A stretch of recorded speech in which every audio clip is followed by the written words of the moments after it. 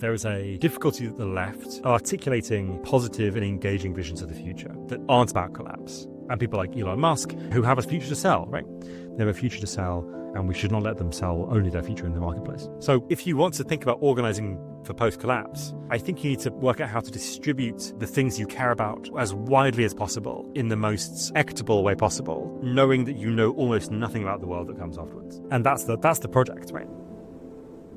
What if the ways we organise are part of the crisis that we face, and also a key to what comes next? Welcome to Organising from Elsewhere. We're exploring new ways of organising, ways of listening, moving and deciding together that can help us navigate the collapse of so much that we hold dear and work to overcome the systems of extraction and oppression. We believe that at the heart of this social, ecological, spiritual crisis is this paradigm of separation. And we're weaving a collective of activists, researchers and facilitators who are asking, what would it mean to organise from a different assumption?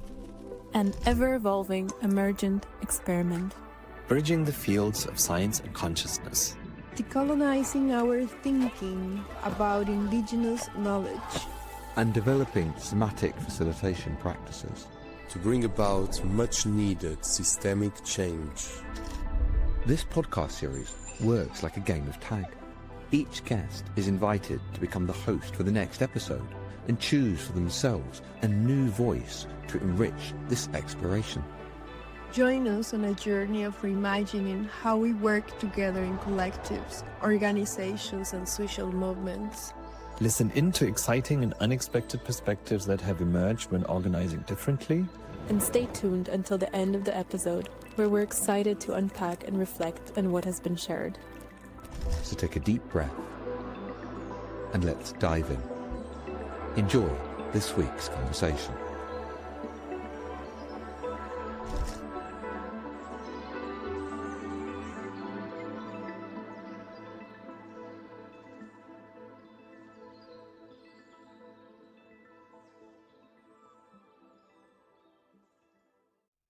Welcome, everybody, and I'm here today with Richard. Richard is an editor with Novara Media and has written 2 books on the far right. He's writing another book on collapse and collapsology. Intrigued to hear more about that. Welcome, Richard. Thank you so much. Nice of you to promote me at Novara Media. Unfortunately, I'm not actually an editor. I'm just a lowly audio producer, but I think of myself as an aspiring editor, perhaps. Perfect. Next time you hear, the title will be The Correct One by Reality Having Changed. Yes, well, at that point, it'll be CEO, founder, king, this kind of thing. Okay, so that gives us a sense of your ambition and your outlook. But we're here today to talk a bit more specifically about organizing. And I think the first question for me to you would be, if you can tell me about any experiences you had in organizing, either specifically political organizing or just like working together with people in an organization, that you think kind of shaped how you think about organizing. Yeah. So I think, given the topics that I explore in the things I write and the things that I talk about in the interviews that I do with Novara, it will not surprise anyone to know that I was trained as a musicologist.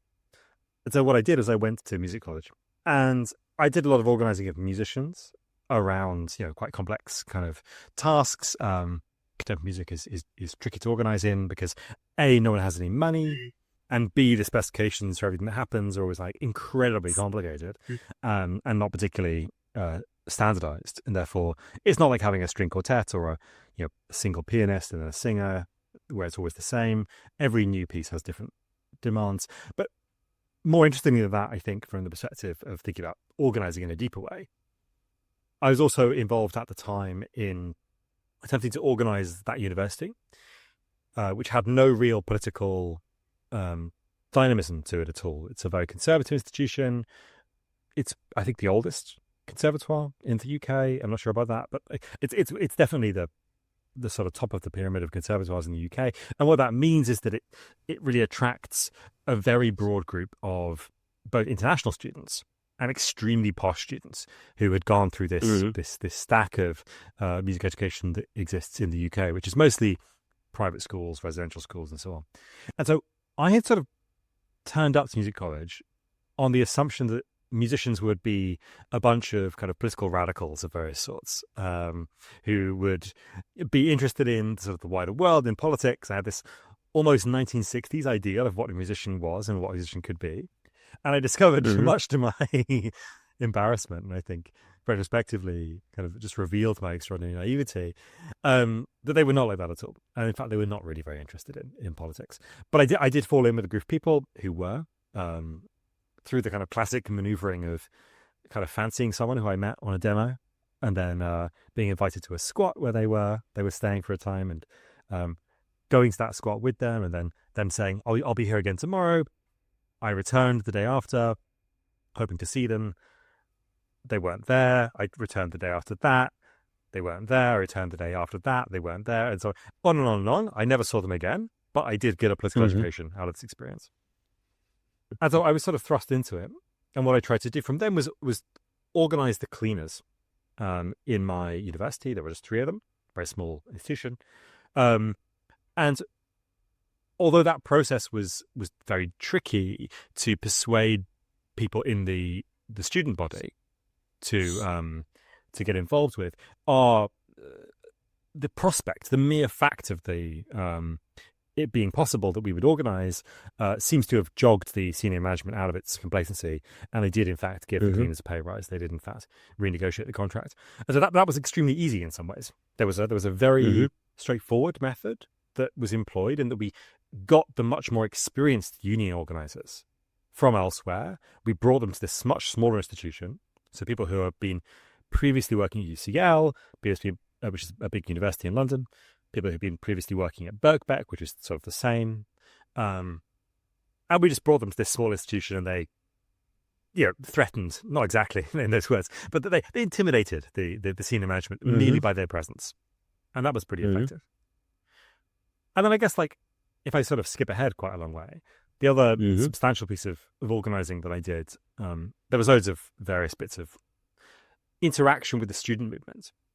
Of course, throughout that whole period, I went to university in 2011. So a year after the student movement had sort of reached its heights. And then there were loads of things to do after that. I got in with a bad crowd, I think been the effective of my my more conservative peers, and the sort of skipping ahead a bit to 2018, when I was involved in Anti-Fascist Organizing in the UK against the newfound threat of the DFLA, the Democratic Football Lads Alliance. The Democratic Football Lads Alliance is distinct from the Football Lads Alliance in that the Football Lads Alliance was a group that started after there was a series of terrorist attacks in the UK in 2017. People may remember those. And they were a bunch of football lads, football hooligans, but self-styled as lads, who mostly came from organised football fandoms. And they organised big demonstrations in London. And then they had a sort of internal split when they got annoyed that one guy was taking all the money from the merch they were making, and they formed the DFLA, the Democratic version, in which 6 guys split the money from the merch. There's a big kind of democratic internal move. And the significance of this for the anti-fascist movement was that, in distinction from the EDL, which is the English Defence League, which was a much more conspicuously thuggish and aggressive force, the DFLA were very keen to play respectability politics. They were very keen to say, we are legitimate political actors. We present ourselves with a coherent program. These are our demands. This is what we want. We can speak eloquently, or at least coherently, about what we want. And we're not associated with Tory Robinson. So Tory Robinson is the sort of the central figure of the British street far right, and has been for 15 years now. The DFLA were very good at getting across a political message. And so there was this question inside the anti-fascist movement about whether or not we should oppose them politically. By which we mean, should we engage with their arguments? Should we try and make their arguments seem silly or wrong, rather than simply trying to overpower them with force? and outmaneuver them, out-organize them, which is the thing that the anti-fascist movement had for a very long time tried to do with the EDL, because the EDL weren't putting forward any coherent arguments. So you could just outmaneuver them and they would disappear. And so the main experience of organizing here was negotiating between one group of anti-fascists who said no, who we shouldn't try and put coherent arguments, or we shouldn't try and refute the arguments, we should just try and outmaneuver them, who were associated with the AFN, the Anti-Fascist Network, which has been around for a decade at that point. And this new group of activists from the feminist anti-fascist movement, who were trying to bring in explicitly feminist politics. And the reason why that's relevant is because the DFLA was saying it was part of the kind of the Europe-wide anti-Muslim sort of paedophile scare or sexual assault scare, in which it was claimed, sometimes accurately, sometimes not accurately, that Muslim migrants to Europe, and then of course also to the UK, had been sexually assaulting women. And so this is a sort of feminist issue about women's freedom from violence, but it was being taken over by the far right. And so the feminist anti-fascist movement was very keen to make that sort of political intervention.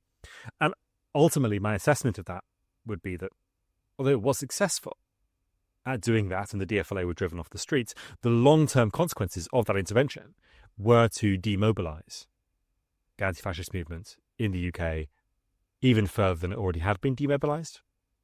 And that this was a long-term sort of detriment of that intervention, because it didn't stick around. Once the politics of the far right moved on, which it always does, because they have this flexible, opportunistic politics, the feminist politics were no longer relevant. They lost interest. They wanted to do other things, and so there was a long-term decline in anti-fascism as a result of this short-term victory. And so that's all very complicated. I'm sure lots of people would disagree with me there, but I would say that that's one of my sort of central organizing experiences. Mm-hmm.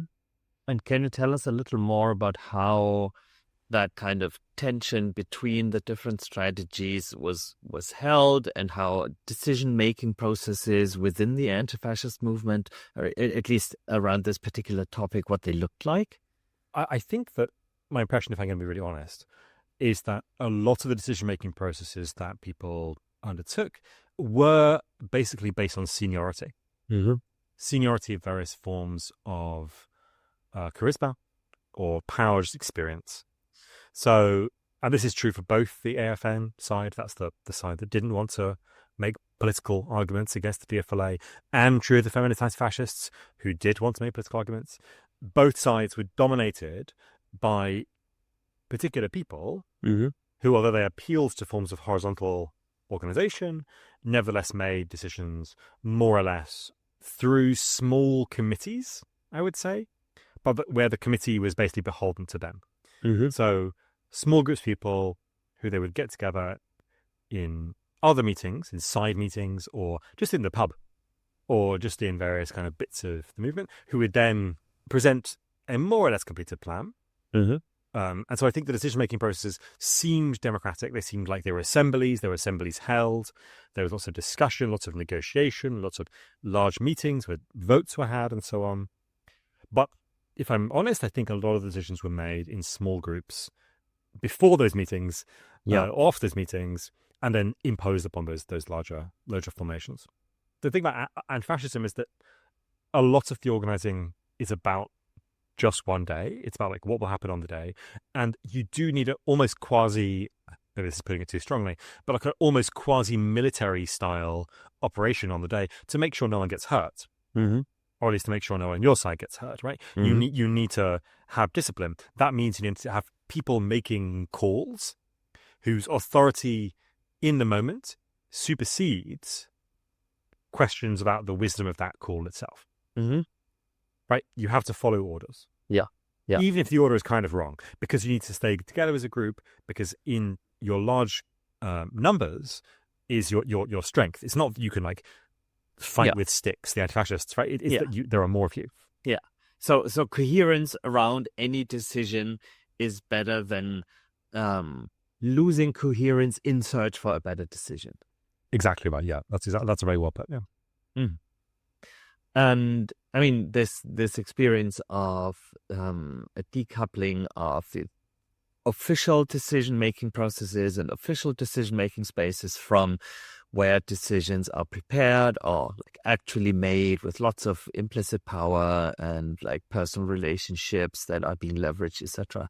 It's probably an experience that a lot of people share who have worked in officially horizontal organizations.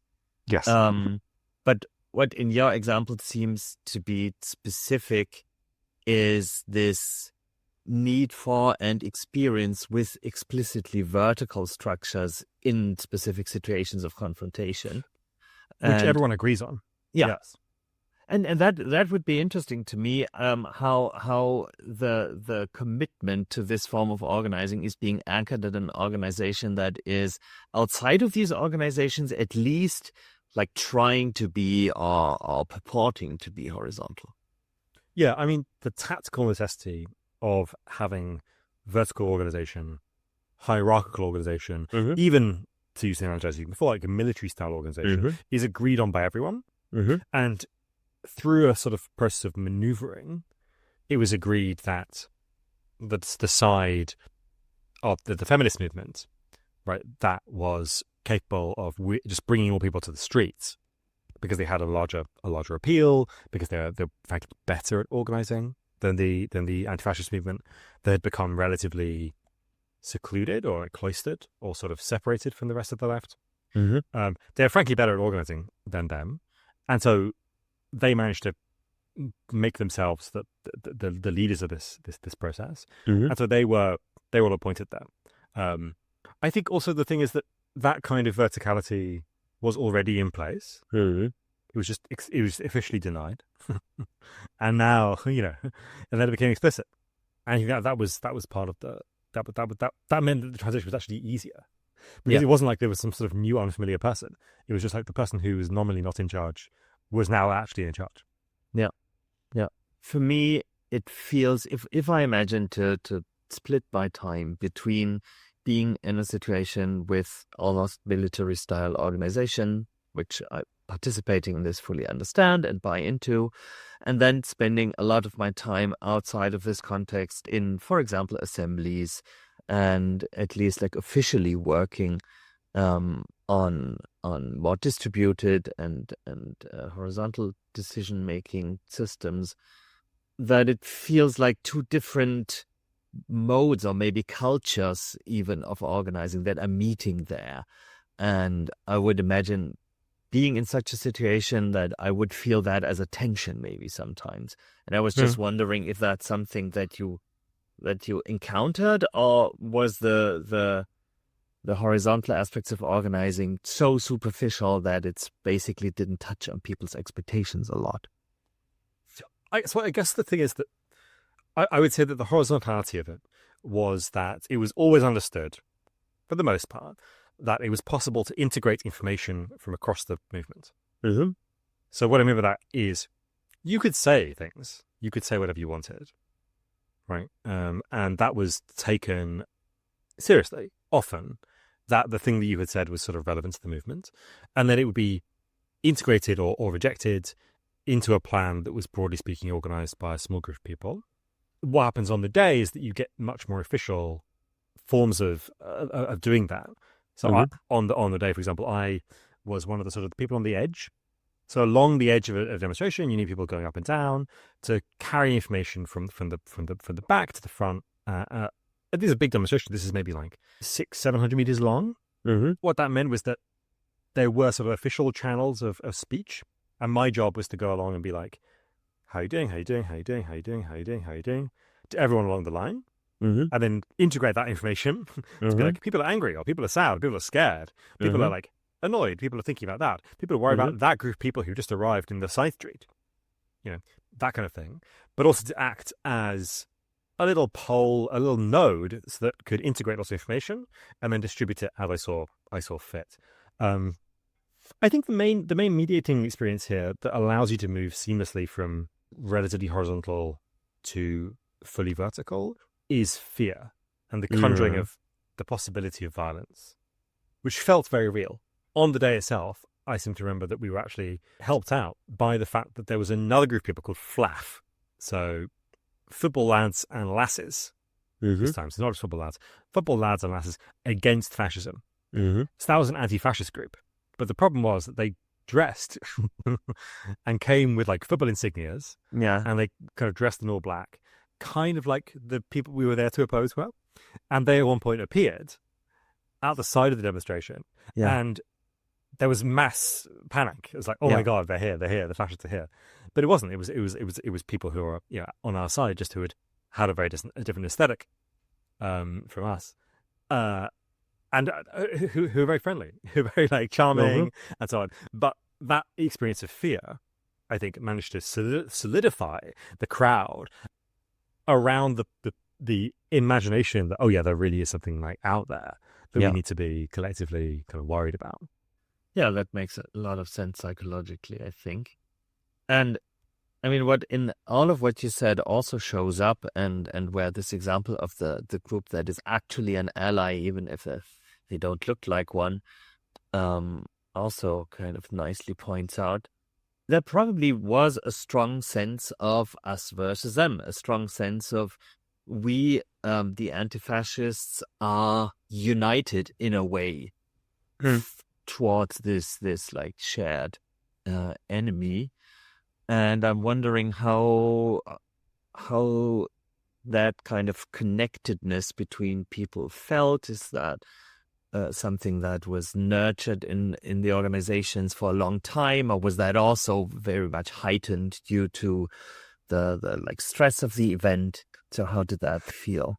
There were two quite distinct modes of opposing the far right that were on display.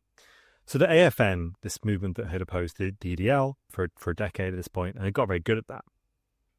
That movement, or that sort of part of the movement, opposed them because they thought the fascists were horrible and that they felt a natural solidarity with the people who might have been attacked by fascists, specifically people who sort of racialized people.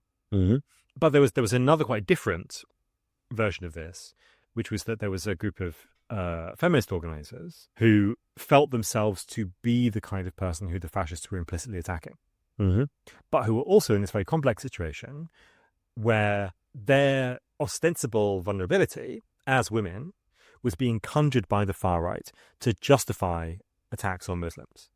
So we have to, white men defending white women against brown men, right? That's the classic kind of, imperialist lineup, but it's also exactly the thing that they were there. And in this case, it was a bunch of mostly white women who were trying to assert a certain kind of like collective identity. And part of the organizing process between the two groups, between the feminists and the AFN, was to attempt to delegitimize each other's capacity to be effective opposition.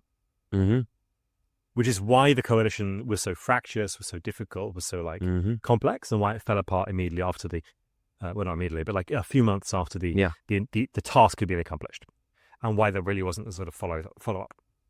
So on the one hand, there were people whose primary thoughts was that we are anti-fascists, and on the other hand, there were people whose primary identification was that we are feminists, and that these are very different identifications to begin with. And they lead to different tactics, and they lead to mutual mistrust. I think that was where the whole thing broke down. My role in this was to be something like a mediator. I'm not a woman, for example, and almost everyone in the feminist group was a woman. But I am also, and therefore, that sense I didn't feel like I was part of that group. Although obviously I am a feminist. But I was also a member of another group called Plan C, which was involved in organizing this as well. So, and that group was the one from which almost all the prominent feminists had also come. And therefore, they knew me, and I could act as a sort of go-between between these different camps. I spent a lot of time trying to like explain, at least to the anti-fascist side, the kinds of tactical and strategic things I thought they should be doing in order to not break up this coalition that was kind of forming. Yeah. So between those two groups, there probably wasn't a history of like getting to know each other in collaboration, but this rather like short-term coalition that you're describing, where you just had to make do without this pre-existing level of trust. I think the thing is that in these organizations, lots of individual people do know each other. Mm-hmm. And they do know each other and they do trust each other. What is not trusted is the method of organizing. Mm-hmm. And organizational methods, I think, die very slowly and get changed very slowly because they just become the vocabulary of action in doing politics just feels, I think, to lots of people quite obvious, whatever vocabulary they happen to have. So it seems obvious to some people that the way to oppose the far right is to argue them. And it seems obvious to other people that the way to oppose the far right is to blockade them. And it seems obvious to other people that the way to oppose the far right is to attack them. Or to outnumber them, or to, the whole different collection of things. And I think that because anti-fascism has this jumpy history, because the far right has a sort of like a jumpy history, it's not always present. It goes up and down. It changes form. Sometimes it's on the street. Sometimes it's in the ballot box. These different kind of forms it takes. Because there is that erraticness to the far right, anti-fascists are also erratic, and because of that, it's very difficult to have stable institutional history that can both A, learn, and B, adapt to new situations. So that can store what worked in the past, but also understand what is different about this time. And because it can't do those two things, it can't always successfully say, okay, this is the tactic we need this time. Because it inherits, I think, quite like a stereotyped view of what strategy is from previous rounds of organizing. And so it just sort of tries to apply the same thing, or what it imagines to be the same thing, because there isn't an organization that can be the memory of the movement. Yeah. I mean, this relates to an experience I've made quite a lot of times in very different areas of organizing, also like outside of political organizing, and which we often do in our arguments, which is just copying a method of organizing that has worked somewhere else or at some other point in time and applying it in a different context doesn't mean it's going to work in the same way in this new context as well. And I think that's a fairly general point, because something that works in the context of one complex system doesn't necessarily work in the context of a different complex system. And as you point out, if you have enough organizational longevity to kind of have institutional memory and learn and adapt over time, then there might be like an evolved capacity to do that. But even in like longer existing organizations, I've seen it a lot that people nonetheless follow a fad and think this new thing that they are doing over here needs to work here as well, so we implement it. In the world of business and tech, where I spent some time, there was almost every other year there was a new method to try and a new paradigm to adopt, and everything needed to be agile or everything needed to be design thinking. And this like copy and paste approach to organizational methods, I think in general is very problematic. But also, I mean, when you copy and paste on a computer, it makes it seem like you've because you can take everything on a computer, like all the information, you can put it somewhere else instantly. That is not the case when you are thinking about the movement between the civil rights movement and Occupy. Like, there's no way in which you're taking everything.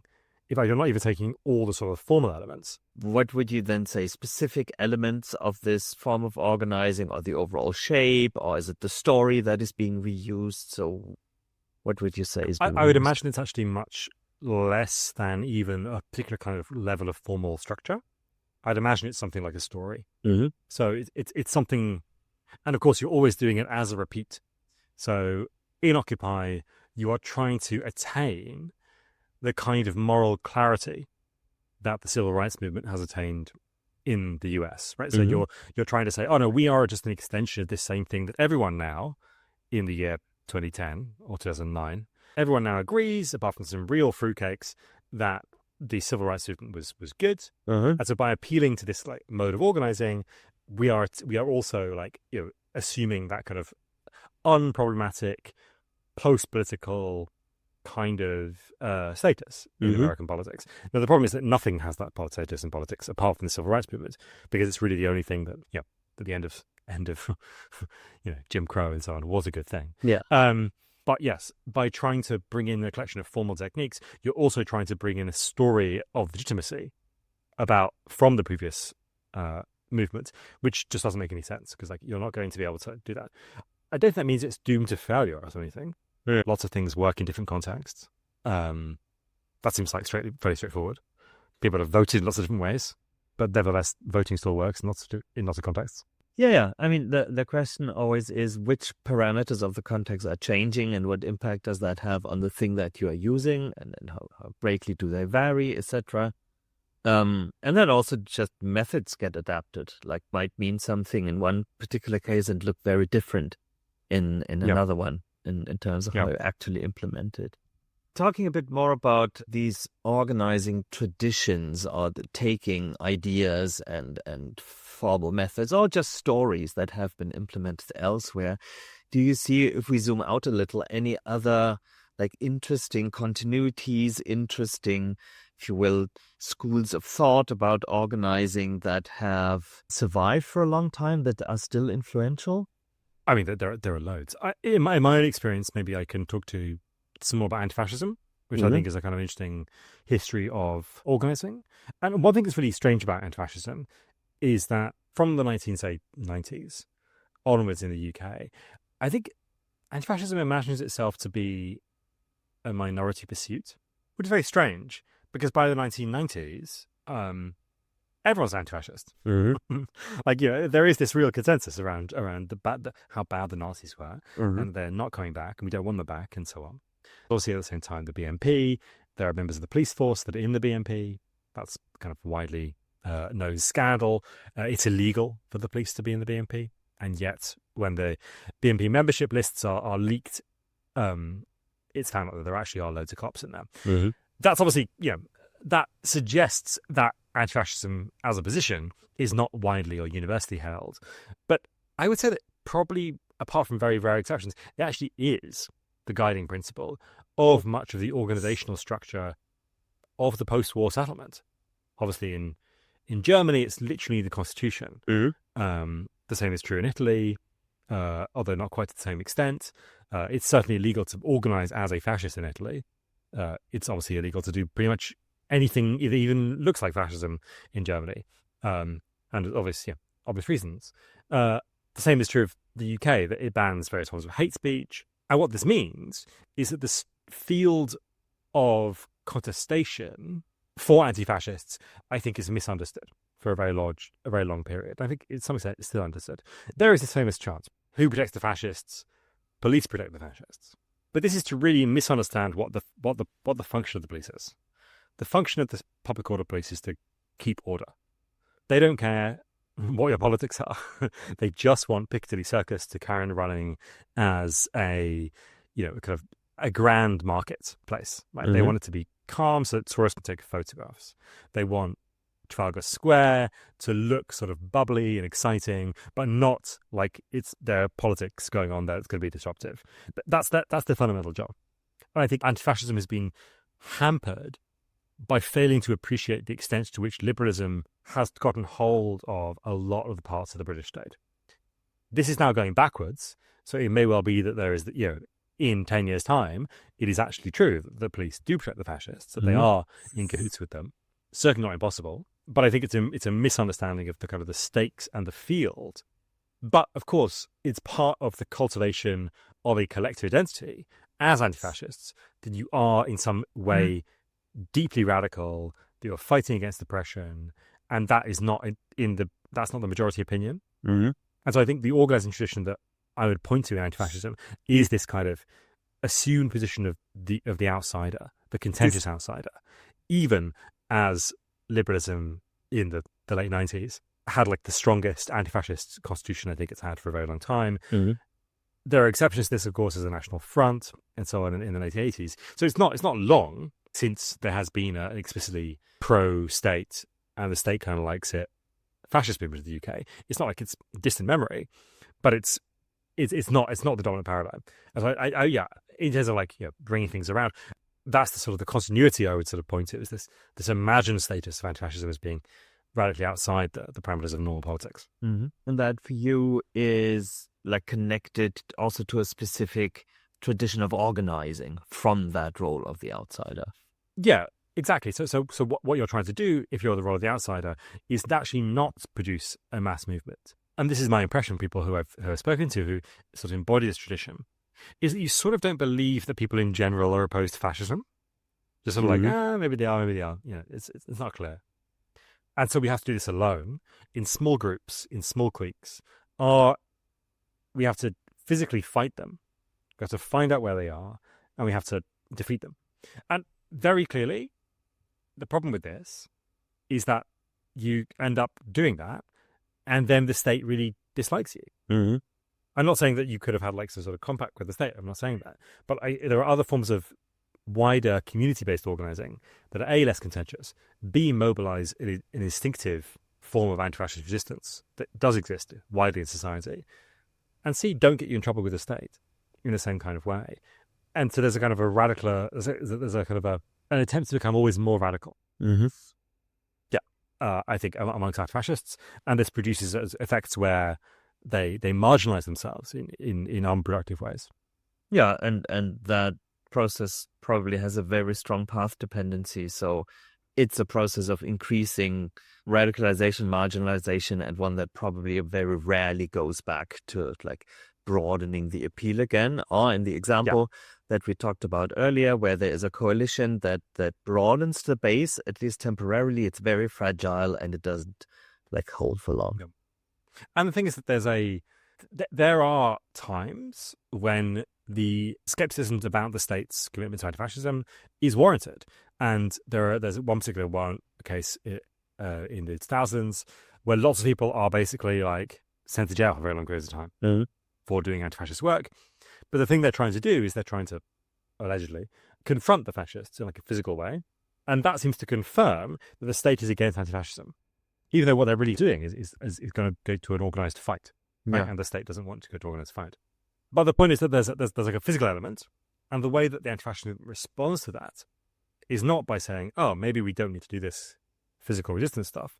Maybe, or we do, but like maybe it'd be better if we have 10,000 people who could do it collectively as a group. But they respond in the sort of mid-noughties by deepening security culture. Mm-hmm. By saying, okay, well, we need to protect ourselves more and more and more and more and more. Mm-hmm. And what that means is that you don't trust people, you don't let people into your organizations unless you've vetted them. You have to go to their house, you have to see what they're like, you have to meet their friends, you have to be able to vouch for you and so on. And that makes these movements smaller and smaller and smaller over time because they don't reproduce themselves, because they're not welcoming spaces to be. And that's the intervention that then we get onto this feminist anti-fascist movement, mm-hmm. which is open, which is welcoming, which is organized around a mass identity that appeals to a sort of majoritarian opposition to racism. That movement, manages to sort of make a very decisive intervention, which then doesn't get followed up. Yeah. Do you have, just to contrast it with this experience with an organizing tradition that works from this position of the outsider, that has this long-term perspective of shrinking ever more apart from this one intervention, do you have any either experiences with or perspective on decidedly different organizing traditions that, for example, focus on mass involvement, that focus on including people out of the social or societal mainstream? And if you have like an example or two, maybe you could show some of the concrete differences in which organizing looks just very different for this other type of movement. Yeah, so I guess I cover, in my job, I've covered Just Stop Oil mm-hmm. and the Palestine movement mm-hmm. and various other bits of environmental activism. So I could sort of speak to those. Mm-hmm. But I guess maybe the thing that is most strikingly different, most strikingly sort of interesting, and this, I think now being sort of forgotten, is the early student movement. Mm-hmm. So the period around 2010, 2011, which consists of large demonstrations of, I would say, like, conspicuous and actually revelatory irreverence. Mm-hmm. So the idea is that you're trying to be silly, creative, dynamic, militant, completely opposed to being engaged with by the state. Like, obviously you're asking something of the state, so the context for it here is that they were trying to get the state not to raise student fees. Mm-hmm. Right, a very simple demand. didn't work. But the thing that it comes afterwards is that it produces, through its irreverence, through its size, through its scale, through the extraordinary number of different kinds of things that happen, you produce a mass movement, right, that is actually really militant and really creative. And that's the kind of place where, in your white paper, you write about this, starting from a premise of separation.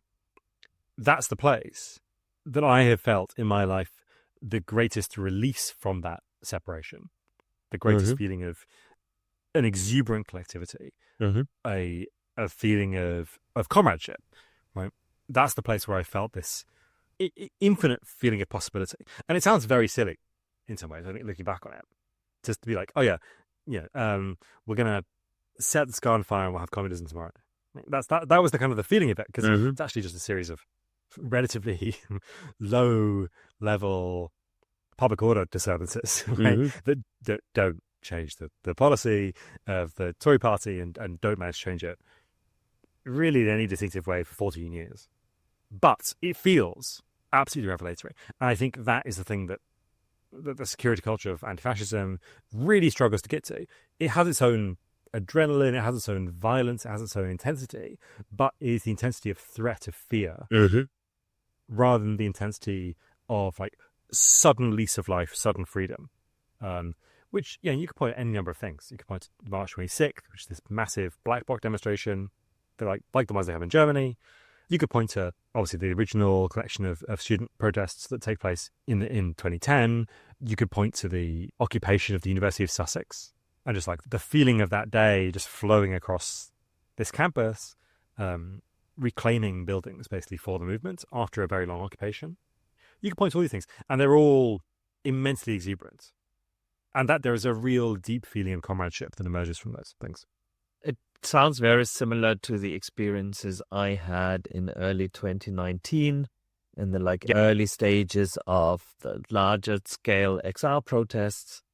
For example, in the so-called April Rebellion, with taking very central spots all over central London and occupying them for multiple days, for a week even, at Trafalgar Square, and then this feeling of possibility and of comradeship, and a little bit of threat in the mix when you wake up in the morning because someone's shouting police is moving in, and that's also adding to it. But what still feels most alive in my memory is this sense of being together in a situation that has this possibility that suddenly something can happen that you didn't think was able to or could happen before.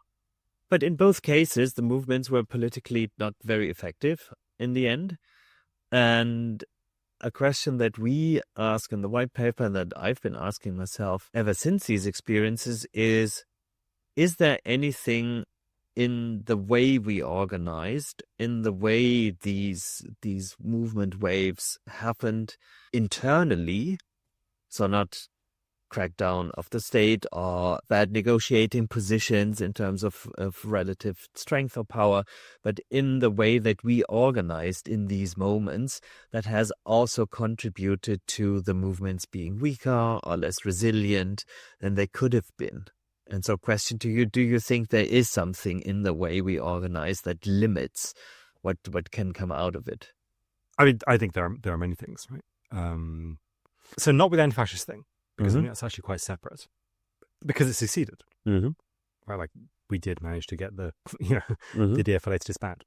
But with the other two, with Extinction Rebellion and with student movements, I think the basic problem is that we assumed that the government cared about what we thought.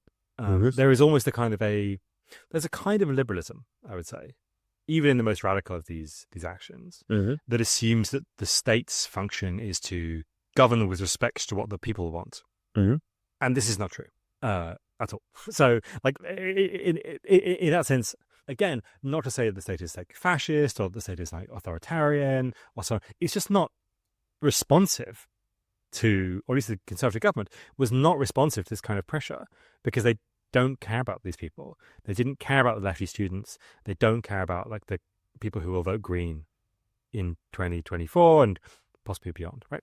Not of interest. They have a social majority in the country. They have their constituency. It doesn't matter what they do. And then they have these other set of impulse inputs, which are, for the student movement, the kinds of financial interests that wanted to jack up student fees so they could like sell them as financial products, these loans that were given to students. And then in the case of Extinction Rebellion, very clearly, right, they have an interest in the continuation of various kinds of fossil fuel extraction, even as they also have interests in the green transition, right? They're simultaneously interested in developing a lot of like new renewable resources and also in carrying on with the oil and gas and even to some extent at that point coal as well, because there has never been an energy transition before. What there have been, and this is getting off topic of organization, but I think it's actually really important. The reason why they didn't want to wind down oil and gas in the UK and still don't is because that has never happened before. We have never stopped using an energy source. We still use as many trees as we did before. We still use as much coal as we did before. We still use as much oil as we did before, and as much natural gas, and as much renewables, and as much nuclear, right? All that happens is that you add new things. That's the whole of the energy history. And so we've never stopped using energy source. We never will. So until we're forced to, right, by the organization of the disorganization of the climate. And in that sense, I think there is a kind of, the limitation of this is the belief that you can appeal to the state now to make it do things for you. And that's just not true.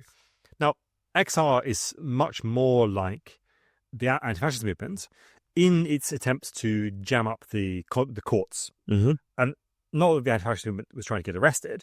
The similarity there is that the state has some sort of like object that it wants to maintain.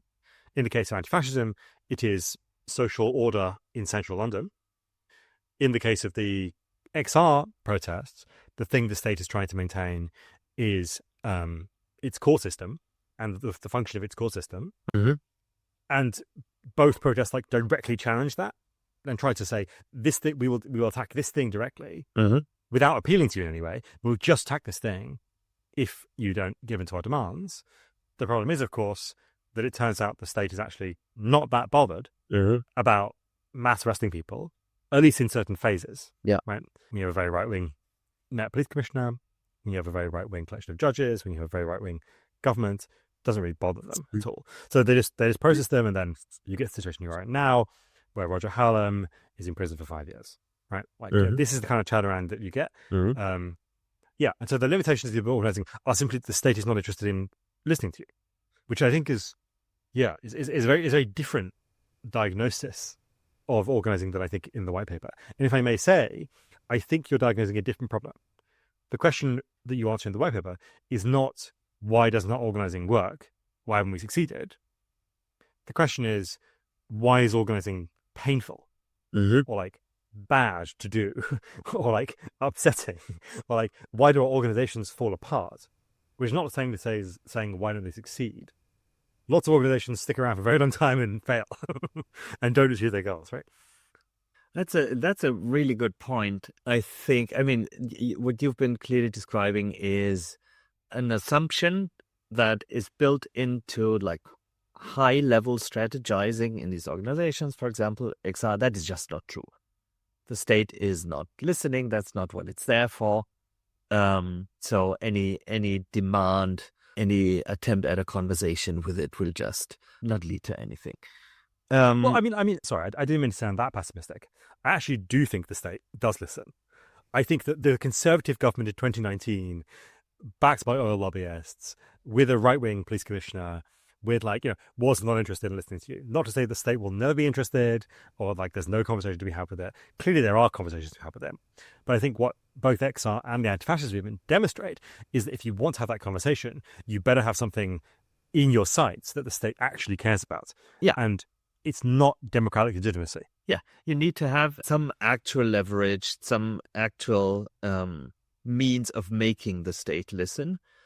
And I mean, that for me is the more fundamental point is even if you have a slightly different political arrangement, even if you have a Labour government under Keir Starmer, the state as a whole does not become much more responsive by a change in these like attributes or parts. Because as a whole, its main reasons for existence is not to achieve the best outcome for a majority of people, but actually it's other things. It's other incentives that are governing people's behavior, that are governing the behavior of larger scale systems in that context, etc. But either way, whether we look at it in a bit more differentiated way or in this more black and white way, these are questions around strategy, leverage, how much relative power do we have? Can we make an opponent listen? What can we make an opponent do at all? And then the question around organizing is one of organizational capacity. So how do we hold the organization together? How can we, for example, make the organization resilient against external pressure and adaptive to changing environments, etc.? And for me, this question of if organizing methods are limiting our success is something that becomes relevant when we look at the capability of organizations to adapt to change primarily. So what I experienced in XR during 2019 was this surge in interest, the surge in momentum, this feeling that a lot of people, and most of them with a quite explicitly liberal middle class background, so there was definitely a lot of bias built into that. But for a lot of people, it was for the first or for a very long time, this feeling, okay, this can actually work. There is something we can actually do, some sense of agency and of self-efficacy. And then it first ran into a massively ramped up reaction of the state. In late 2019, the reaction was just way more massive than I think a lot of people, me included, had expected from the experiences half a year ago. And then COVID happened and brought every attempt to now maneuver differently in the changed political context basically to a standstill. And then the question is, with changing political circumstances and the state is reacting in a different way, and then there's a pandemic, are you as an organization capable of pulling together, as you described it before, enough information from different parts of the movement and do you have enough interface with social reality outside of your movement? And do you have enough capacity to process that information to come up with a plan, a strategy, how to adapt, some kind of rethinking of what you're doing now that the context has changed? And my experience is that that kind of learning just doesn't happen. The adaptability on this fundamental level to fundamentally change circumstances is very, very low. And that, I would argue, is a consequence of the organizational setup and of how much information are you able to integrate? How well do you have learning and feedback processes established in your organization? And if you haven't, then chances are your organization will just not learn. But I guess people did learn to some extent, or at least they think they learned, because you get Roger Hallam and India Rombolo who go away and set up Insulate Britain, and that doesn't do very well. Although there's a sort of a long-term success there, I think, that people have argued for. The Social Change Lab did some work on this. But then they also go away and set up Just Stop Oil. Just Stop Oil, manifestly a more agile beast, a more focused beast in some ways than XR. That is a kind of learning, but it's a kind of learning that doesn't happen at the level of the organization, but at people who exit and then go and do something else, right? And so it's I think that kind of cycle in which founders basically sort of spawn off new projects which have new sets of foundational rules. That kind of process is a much quicker way of doing that learning cycle than is taking an organization that has a relatively well-established collection of roles and relations. People feel engaged by the processes. They feel a certain sense of rightness about those processes. Changing all that stuff is very complicated. Yeah. Making a new thing, much easier. Yeah. I mean, that Roger would probably 100% agree to that and ask everybody else to think about things in exactly that way, more pragmatic way as well.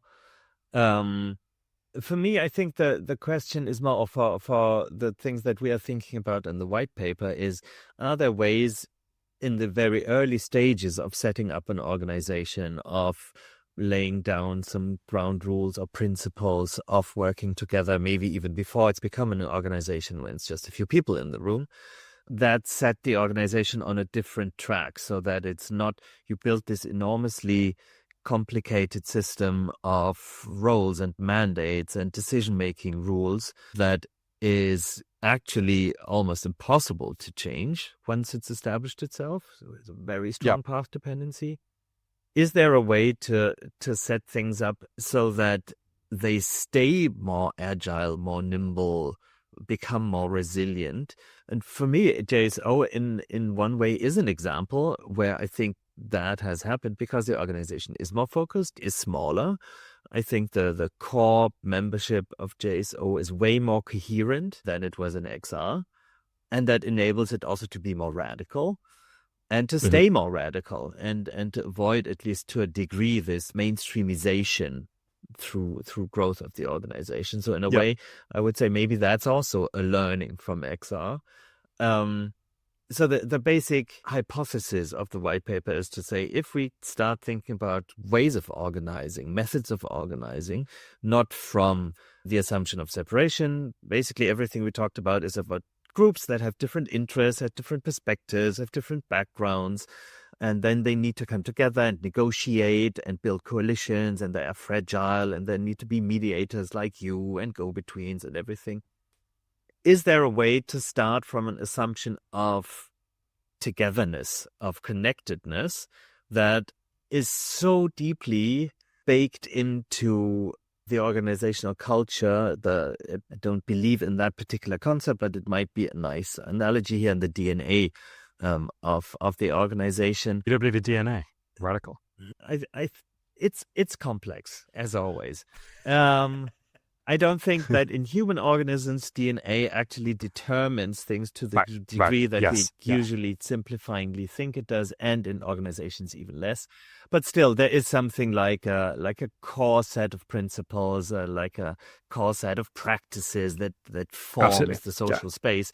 And if you bake something different into that social space, that then things might go very differently. That's basically the hypothesis.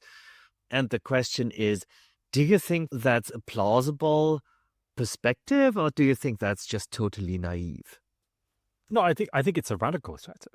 And by radical, I mean that I think that it gets in the kind of the etymological sense of this, right? Radical means going to the root. It means going to the foundations. And I think that in some ways, like, it is a radical perspective on politics because politics is defined so much in the sort of post-Schmittian era. Carl Schmitt, the Nazi jurist who nevertheless has some like very perceptive things to say about politics, about the fundamental structure of politics. So much of it is defined by what Schmitt describes as the friend-enemy distinction, the self-other and so on, the ways in which you can group people together to do, in Schmitt's case, obviously, heinous, despicable things, which nevertheless like have this basic structure.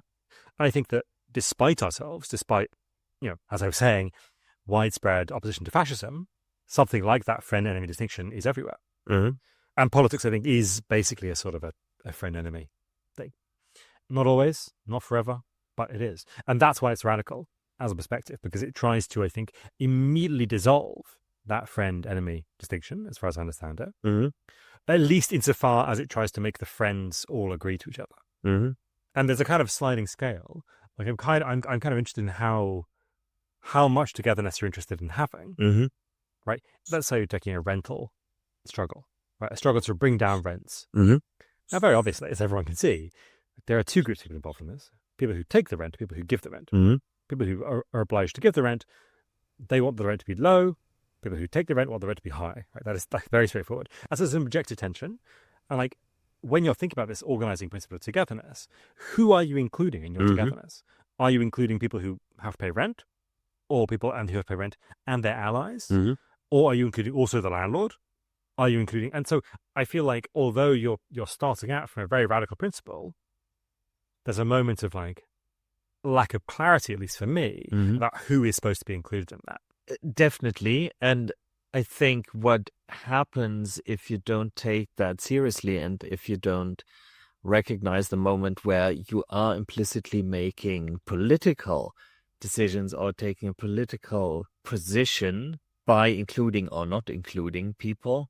I think you can see that with what happened in the 1970s and 80s, where large parts of the counterculture left social liberalization, emancipation movements of the 60s and 70s kind of emigrated into these personal transformation spaces. Absolutely. Yeah. And tried to base their whole philosophy around there can't be a friend-enemy distinction if we want to make social progress, and we're all part of the same human family, and it's the age of Aquarius, and blah, blah, blah. And what you got in the end was a totally depoliticized movement that was extremely vulnerable to be commodified in less than a decade. And now you have like personal transformation in the form of retreats that you're booking, which is totally disconnected from any political struggle. So where we are all one big family kind of thinking leads without any political sensitivity, I think we've seen that already. And that doesn't need to be repeated. I do think absolutely that there is something very profound in a reorientation towards what we think of as the self. Mm-hmm. I think that's an extremely profound thing that you can get from politics. And certainly I would not be here in 2025 had I not had an inkling of what that experience might be in 2011. Mm-hmm. Right? I've been here for 14 years, mostly on the basis of one or two very small inklings of a feeling of togetherness with other people. But, and this is to say the same thing I said again, like in some ways that those moments of irreverence or collective power or a feeling of excitement or world making, those moments were all moments that were defined in opposition to someone else who would arrest us or who would attack us or who would tell us off or who would disapprove or was our enemy in that moment. And with the project that you're undertaking, which I think is remarkable, and I wish you all the best, and I'm very excited to see the fruits of it and indeed maybe participate in it in certain moments. With those kind of projects, I wonder how much you can produce that kind of shared experience of togetherness without an external enemy, which you are positing. And obviously you can say, okay, well, our external enemy is oppression, our external enemy is racism as such, our external enemy is sexism as such, is brutality, is violence, and so on. You can just posit these things, but I don't know that it will be as gluing as the real experience of the thing that you said when, you're staying in a tent in Trafalgar Square. And crucially, the thing that glues you together is like the police are coming. Mm-hmm. Right? So it's a moment, but it has to be defined in opposition to something else. I'm interested in that. The dynamics there, this goes back again to what I was saying about anti-fascism, is the glue that brings people together, is fear, is threat, it's like militant opposition. Mm-hmm. And I wonder how you think about that sort of dynamic in what you're doing and whether or not the exercises that you're going to pursue of stimulating that feeling of togetherness will have this element of agonism, of enmity and so on. I think in one way, my intuitive answer would be it has or it will have these elements almost necessarily, because if we are doing this in the service of struggles for equity and justice, where there is actual oppression happening right now, and not just in an abstract way, a system of oppression, but actually physical violence dealt out by actual people, then there is the opposition pre-existing. And if you want to be in support, then you pick a side, and it's pretty easy to see which one you pick, at least from our perspective. So I think in an intuitive sense, that's already there, the kind of opposition that you are describing.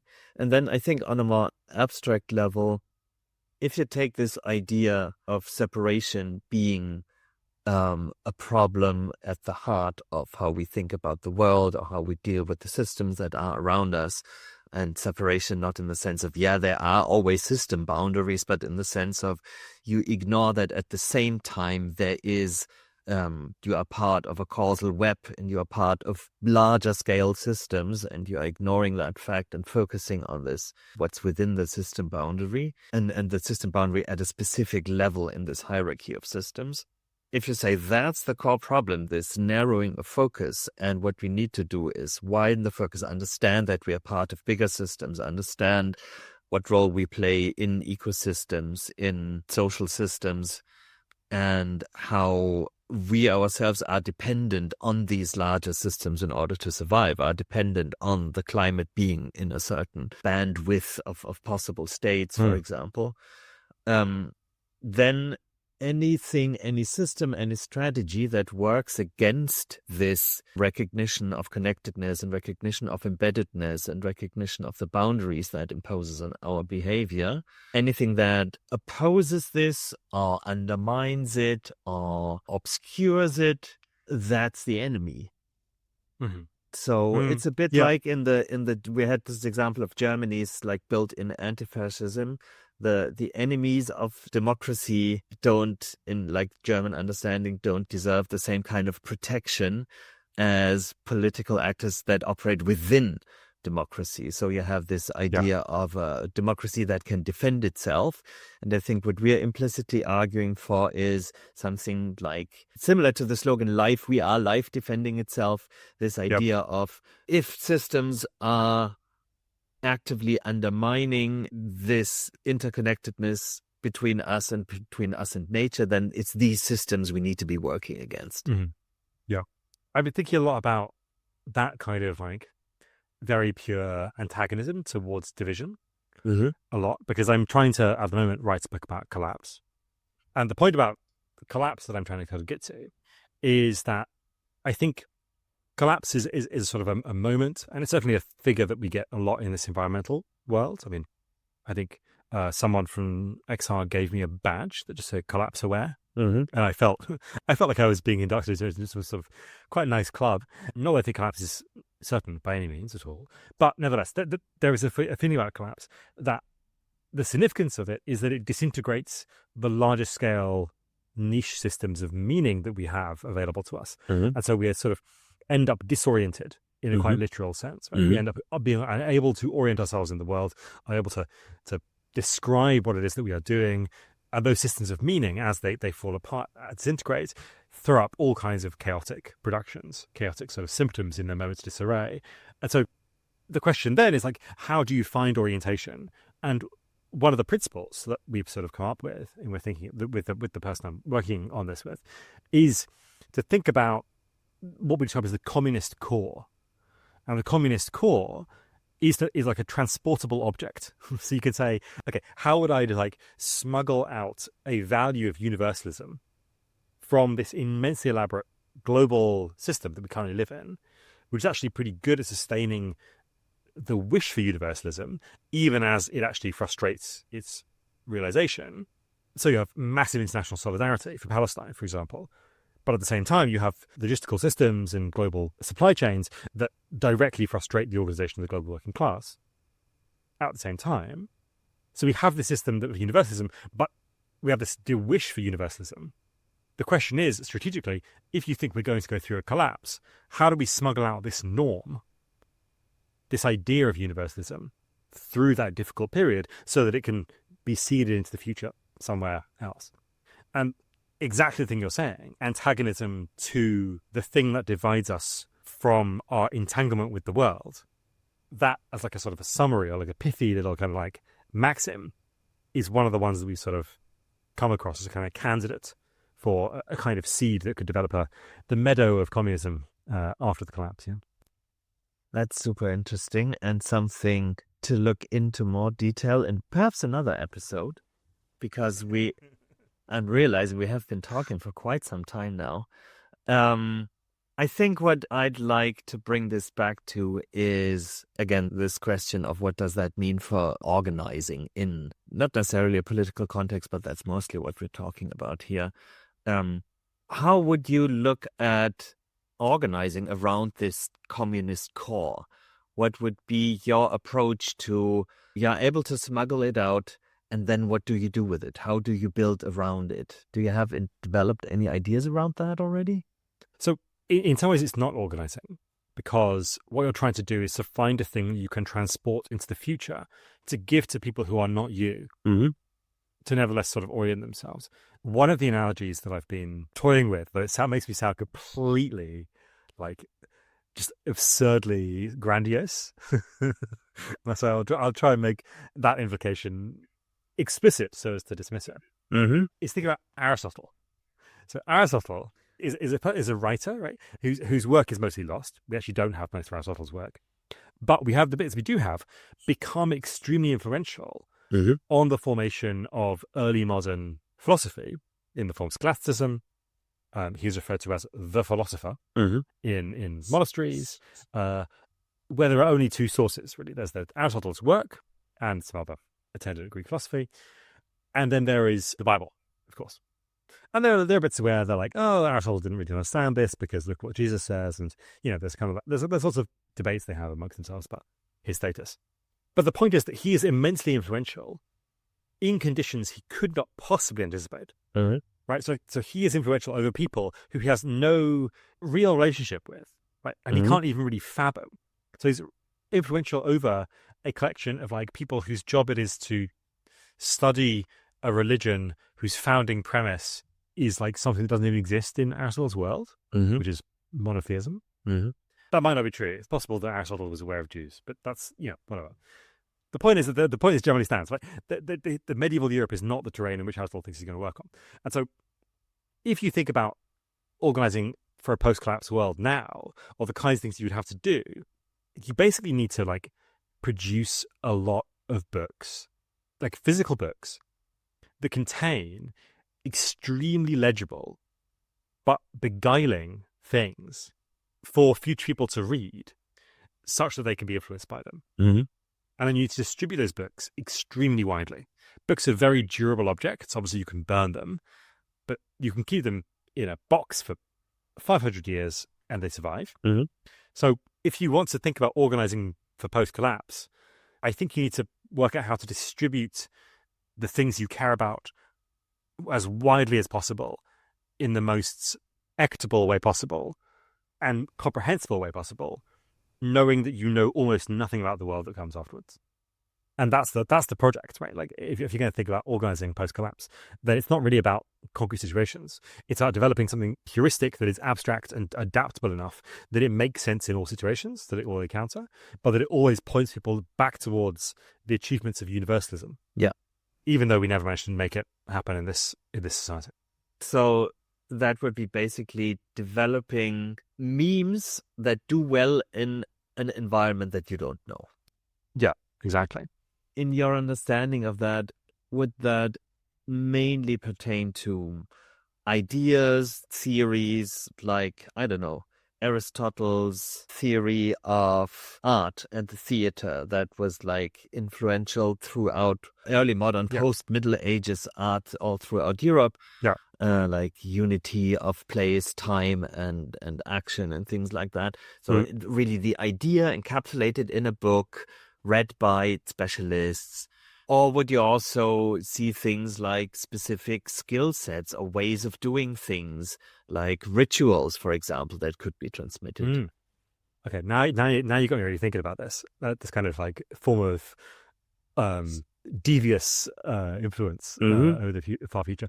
It strikes me that all those things you're saying, which give Aristotle a great deal of authority, right? The fact that he manages to come up with, a theory of botany, a theory of time, an ethics, a theory of politics, a theory of action in drama, a theory, because he manages to do all these different things, he becomes very influential because he becomes authoritative and so on.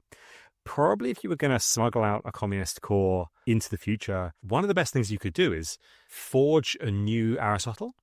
Like just kind of like make a forgery and just pretend that it's Aristotle. Maybe that's actually a better strategy than like trying to present yourself as a particular kind of unique authority. Borrow someone else's authority, basically.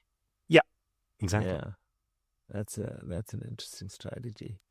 The thing that I've been thinking about when listening to you was, so this form of knowledge transmission reminds me a lot of books like A Canticle for Leibowitz, classic science fiction, where the knowledge of humanity is being documented and preserved in monasteries, in libraries, over like, and the book spans, I think, 2 or 3 epochs of civilizational development throughout which this core of knowledge keeps being transmitted. So that's one way of thinking about it. What I've been thinking about is even if collapse is, as you said earlier, an event, it will have a duration.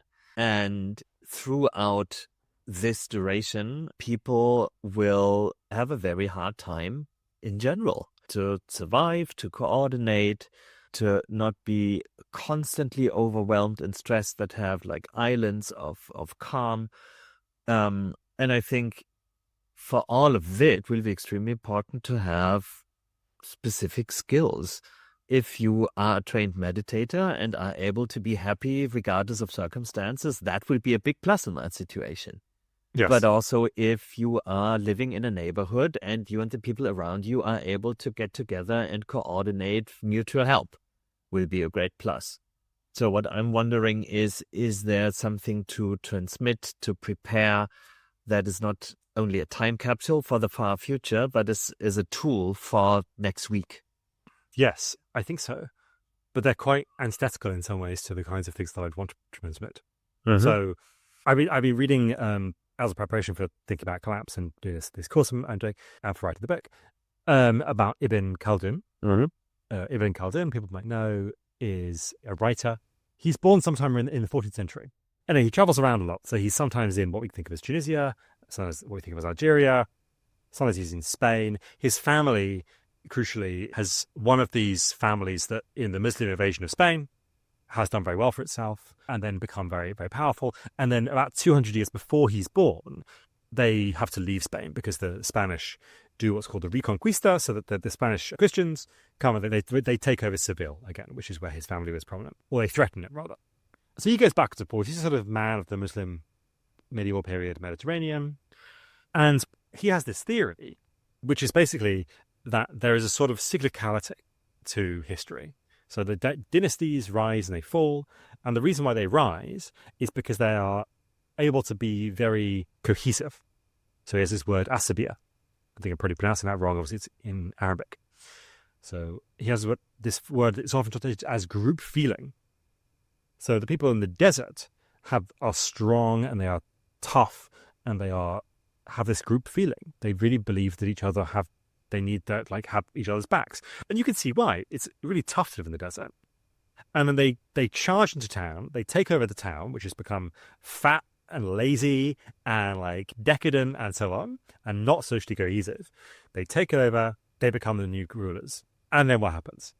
They become lazy, they become decadent, they become obsessed with a sort of personal comfort and so on. And another group comes in, takes it over. Another group comes in, takes it over.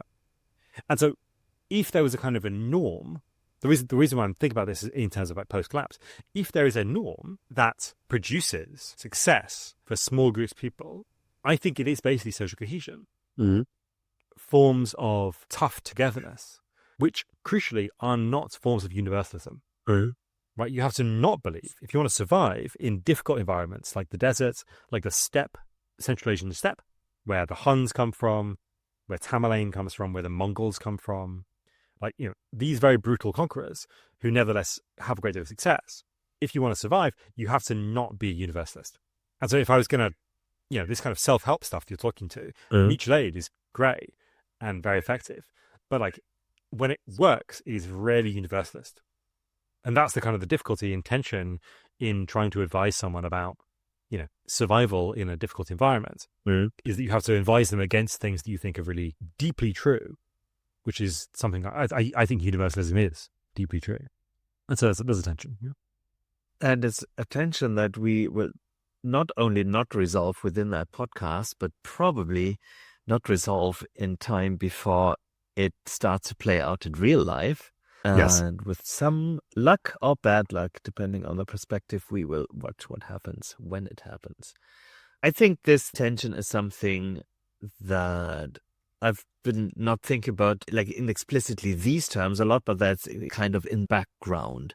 There's this theory in moral psychology, the so-called moral foundations theory. Jonathan Haidt has mainly developed it, which basically says there are two different sets of values between the left and the right, or progressives and conservatives, pick your terminology. And one is based around universalism, and the other one is based around cohesion and loyalty. And he says these are just two very different moral foundations. and from the perspective of one foundation, the other one looks evil, and vice versa. And there is no like right or wrong in it. Stance has been quite influential in academia and outside of it. And there's an alternative theory to explain how these different values come about and establish themselves that is called the evolutionary coalitional theory, that basically says we don't have different moral foundations. We all have the same moral foundations, which is about avoiding harm. The question is just who do you include in your endeavor to do that? And then depending on the size of the group you are optimizing your strategies for harm reduction for, you end up with a strong in-group focus and somewhere on the like right-wing authoritarian social dominance spectrum, or with a universalizing approach where you try to include as many people as possible in your in-group until the concept of an in-group doesn't make sense anymore. And then you end up with liberal progressive values and universalist ethics. And the argument they make is which, and this is probably very close to your example, which of these values is more successful in cultural evolution depends on the circumstances and the kind of evolutionary environment and the coalitions that you form within that environment. Yeah, I would definitely make the point, I probably should correct what I said earlier, I definitely would make the point that there are loads of strategies, including, for example, the Roman Empire, which lasts much longer than any of these people who sweep into the cities in the Maghreb and take them over. When the Roman Empire is in a flourishing state, when it does well for itself, mostly those are phases in which it adopts increasingly universalist outlooks. It integrates barbarians, so to speak, into itself. It allots them land. It allows them to like become Roman citizens. Loads of the emperors are not people we would regard as Italian, right? They're from all over the empire. When the Roman Empire plays this sort of integrative function, not that Rome is ever universalist, it always has slaves, for example, and it's clearly chauvinistic in a huge number of ways. But when it adopts a more universalist stance, it actually does better. It's when it closes in, it's when it becomes more insular that it does worse. And so for culturally evolutionary perspectives, it's not, as you're saying, that like just closure is better and you should stay closed because then you'll survive. But there are many, many, many factors, including where exactly you end up. But my thought is that the reason for suggesting it earlier was that like I feel like a post-climate collapse world looks much more like the desert of Algeria than it does like France. Yeah. So that's how I would have understood you, basically saying within the context of something like the evolutionary coalitional theory to say we are expecting circumstances, environments where a certain set of moral values will be more adaptive than another one. And in this case, the in-group cohesion-focused ones will probably be more adaptive than the widely universalist ones. Yes. Yeah, as I said, that's not something we're going to solve today. It's something that I will take with me, and hopefully our listeners will take with them and ponder. What I'm wondering is we touched upon a lot of things. Success as determined by strategy and by capabilities for development and evolution, organizations changing versus people changing. Do you start from scratch or do you change? The tension between the communist core and the cohesion in demanding pressures of collapse. Is there anyone in all of these topics that we touched upon that you would like to speak to in another podcast where you interview someone? I think probably Jairus Grove. Who is Jairus Grove? Jairus Grove is a geopolitics theorist who wrote an exceptional book called Savage Ecology, Geopolitics and the End of the World, who touches on all these things and more, and methodology and the question of indigenous knowledge, engagement, activity and so on. But who also has just extremely rich theories about plasticity and about how we sort of stay alive and stay critical through the period of climate change. So I think Jairus Grove. That sounds like exactly the person to talk to in order to develop our thinking about these topics further. So I would invite you to do exactly that. So let's reach out to them and organize an interview that you will be leading. And I will be listening in with great interest.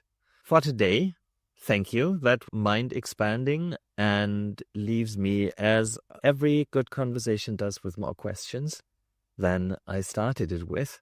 Any last words you want to share? A word of caution, I think, about collapse, which is that there's a difficulty that the left, broadly speaking, has at the moment, of articulating positive and engaging visions of the future that aren't about collapse, but that are about space exploration and people living to 100 regularly, and like just a whole lot of things that are really good. And we have a very pessimistic, correctly, I think, very pessimistic outlook, but we are lacking a real feeling. And I would be worried from the left becomes too mired in worrying about collapse and cedes the entire terrain of the future, or at least the immediate future, to the right. And people like Elon Musk, who have a future to sell. They have a future to sell, and we should not let them sell only their future in the marketplace. That's a very important and welcome word of caution. And so let's add that to the homework for the listeners. What kind of future can we sell? Thank you. And with this, thank you, and speak to you soon. We hope this conversation has been as fascinating for you as it was for us. If this episode moved you in some way, we would be curious to hear your insights and intuitions. And if you'd like to contribute to the conversation, be interviewed or suggest a guest, do reach out to us on socials at Organising from Elsewhere or at org_elsewhere. Follow us and connect with a community of practice, a growing network of social movements and regenerative initiatives. Do spread the seeds of this needed conversation by sharing it with a friend who might find it meaningful. And if you'd like to support the podcast, the best thing you can do is give us a rating so more people can discover us. See you next time. Thank you.